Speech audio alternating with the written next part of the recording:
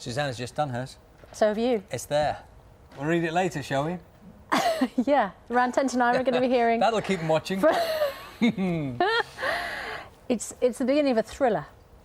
It's an intriguing first line. I'll let you know what it is. And we're going to speak to Julia Crouch, the author, who got published after taking part in National Novel Writing Month. See what she thinks of our pathetic attempts. Coming up later on Breakfast this morning, the secret behind a successful cartoon series. The creators of Phineas and Ferb will be here to tell us where they got the idea. They got David Beckham and Jamie Oliver in on the show. Brilliant. Time now to get the news where you are. See you in a moment.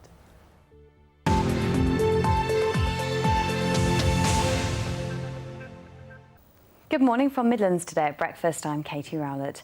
Latest figures show the cost of the inquiry into the failings at Stafford Hospital has reached £9 million.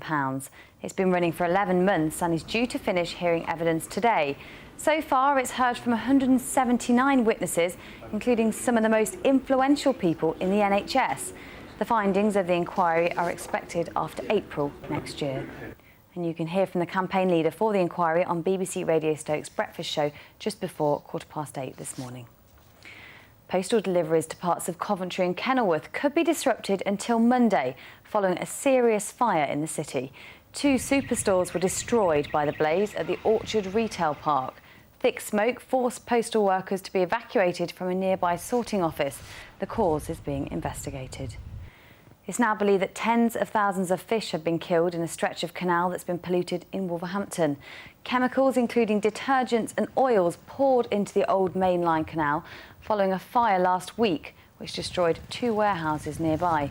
British Waterways and the Environment Agency are continuing to try and clear the spillage. More than 120,000 tickets have been sold for this year's Cheltenham Literature Festival. Around 80 volunteers have been drafted in to help stage the 10-day event that starts today. It's one of 4 cultural festivals in the town each year, helping to generate more than £5 million for the local economy. Obviously we have contractors that come in and build the marquees and all that kind of side of it, but the volunteers kind of put everything together. So they turn them into actual venues, so they set up all the stage furniture, they put up all the signage, they get everything ready for the public, so it kind of turns it from a site into like an active festival site. Right, nothing to tell you about at the moment on the roads and the railways. We'll, of course, keep you updated on any changes, as will your BBC local radio stations, who are on hand to give you travel updates every 15 minutes, as well as the news and weather in your part of the West Midlands. Right, let's take a look at that weather now. Here's Kaye Forster.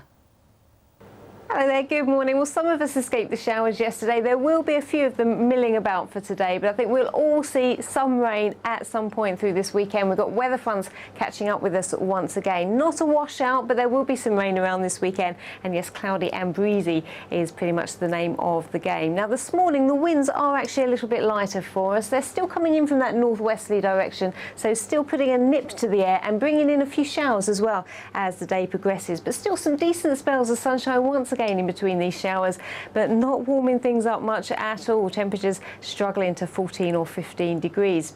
Now, the showers tend to fade away once again tonight. We'll have some clear spells for a time, but then the clouds will be increasing as we go through the early hours of the morning, and that's ahead of the next weather front, which will be moving in through tomorrow. But temperature-wise tonight, down to 6 or 7 degrees, chilly once again. So some rain around for Saturday. Hopefully that will move away, so by Sunday it will be a little bit drier and hopefully a bit warmer as well.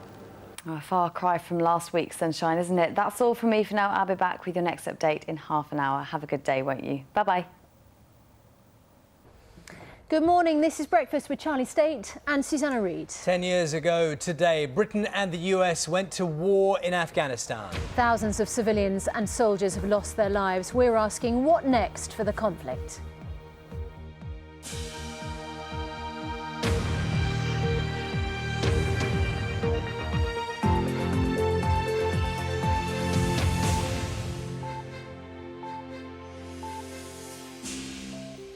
Good morning, it's Friday the 7th of October. We'll bring you special coverage on the anniversary of the invasion. We're joined by a mother of 2 who's also an RAF firefighter, and we're live with soldiers from Helmand.